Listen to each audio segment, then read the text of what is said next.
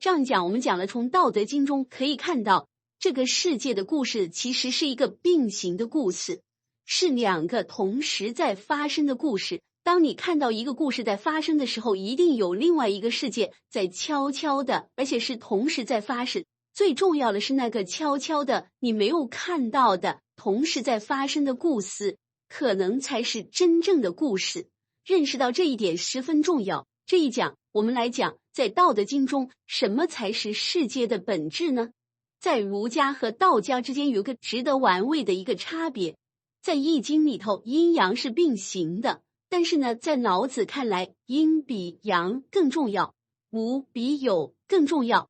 事实上，这种观念已经渗透到中国文化的基本理念当中。有阴阳，没有说阳阴的；有黑白，没有说白黑的；有雌雄，没有说雄雌的。所以这里背后就是阴，它是处在更根本的那个层面上。天下万物生于有，有生于无。无名天地之始，有名万物之母。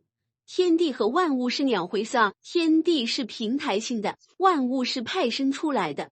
无是生天地的，而有是生万物的。你看到了万物是有，天地呢也是有，但这个有呢是生于无的。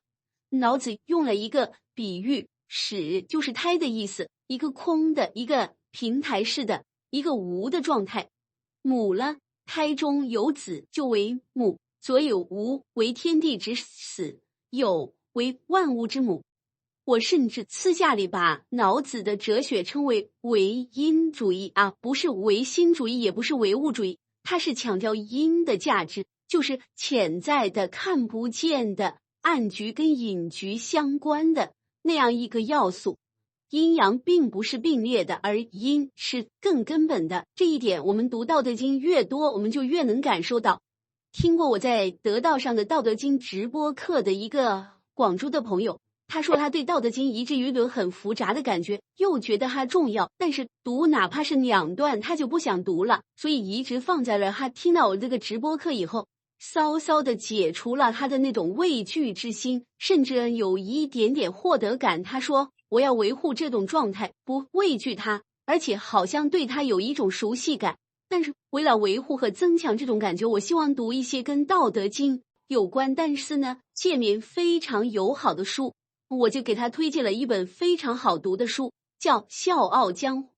我说你认真的读这本书的时候，当你读完了仔细去思考的时候，你可能对《道德经》就有了一个更进一步的认识。《道德经》的第4章是这样说的：道，聪而用之，或不盈。说这个道啊是一个什么样的状态呢？道的本质是阴，它是凹陷的，是洼的。道的形象是一个什么样的形象呢？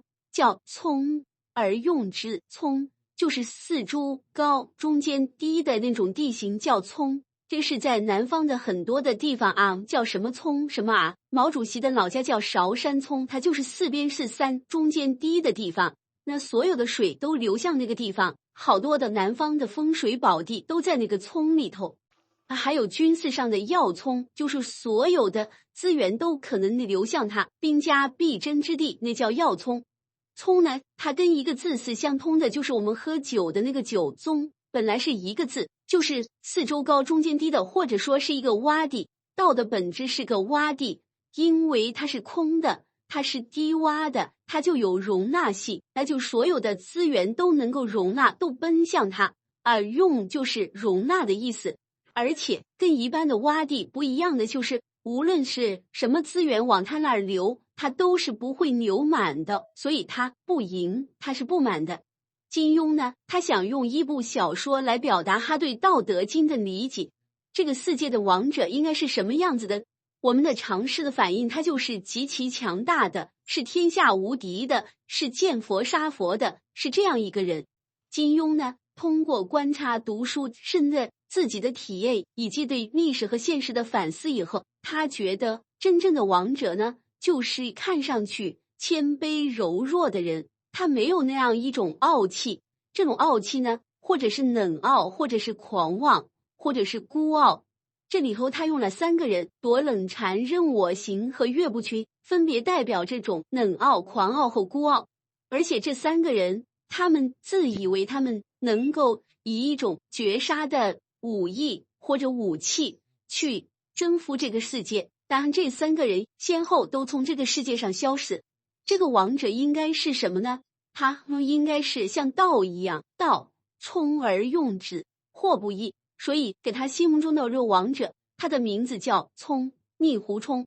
后来他的女朋友叫任盈盈，就是冲而不盈，就是这任盈盈在没有遇到他之前，他是一种盈的状态，是一种那个满的，就是去征服别人的那种状态。而后来他跟令狐冲结识以后，他逐渐的进入到一种冲而不盈的状态。这个王者他的傲呢，是一种很特殊的傲，是风清扬的傲，是方正法师的傲，是冲虚的傲。这种傲是一种柔弱的傲，他的天下无敌不是那种消灭一切作为结果的无敌，就是你把所有的人都杀了以后你就是无敌了，而是作为开端，也是作为过程，也是作为结果的无敌，也就是没有敌人。他的无敌的概念不是消灭敌人，把敌人消灭以后的那种状态，而是从一开始是没有敌人的，所有的人都围绕着回华宝典、辟邪剑法这些不祥之气去争斗，而最后可想而知他们会陷入到一种死亡的境地。而笑傲江湖里真正的王者始终秉持着一种状态，就是《道德经》里头讲叫国之大器不可示于人。不可示于人不是说为了保密，是你根本没法给人看，它是无器之器。道德经叫做免成之器，大器免成就是真正的器是没做成的，而是你看不见的那样一种状态。可以说啥？金庸呢以他特殊的方式对道德经解读了一遍。那就有一个问题，那老子心目当中的那个理想人格是什么样子了？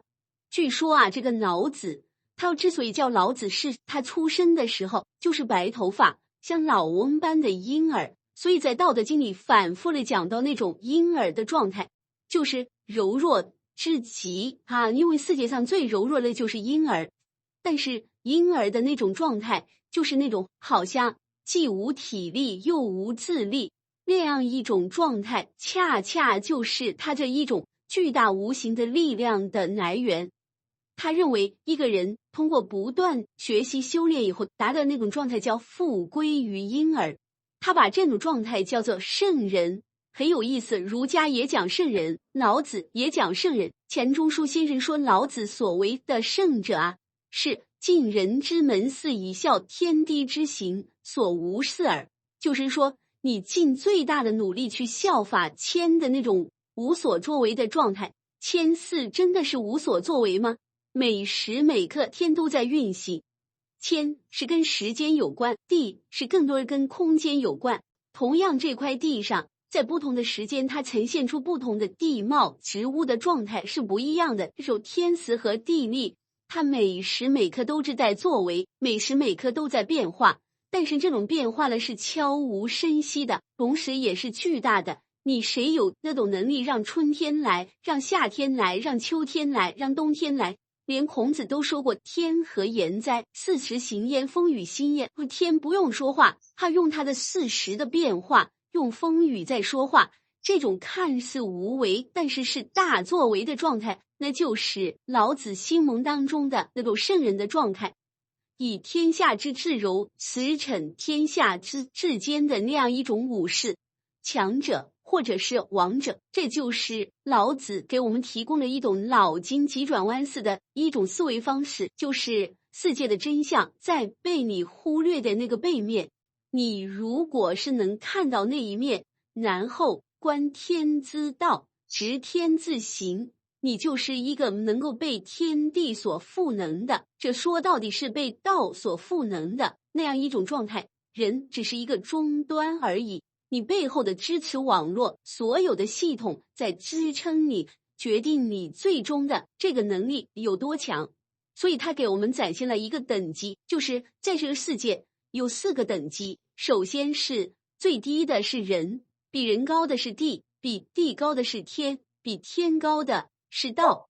人法地，地法天，天法道，道法自然。他遵循的就是他自己。而当你获得了法地、法天、法道的时候，你就会被它赋予一种巨大的力量。如果你周一个人，你能贯通天地，从法地、法天到法道的时候，你就是一个王者。王这个字的本来的意思，这个山横一竖就是贯通天地人的这样一种状态。所以有的版本里头是狱中有四大，道大、天大、地大、人义大，有的版本是王义大，本质上是一回事。要想达到贯通天地人那样的状态，我们就得按照老子说的那样，以天下之自柔，驰骋天下之自坚，就得进入道德经所说的那个世界，去体会柔，学会柔。那么该如何进入道德经的世界呢？好，我们下期见。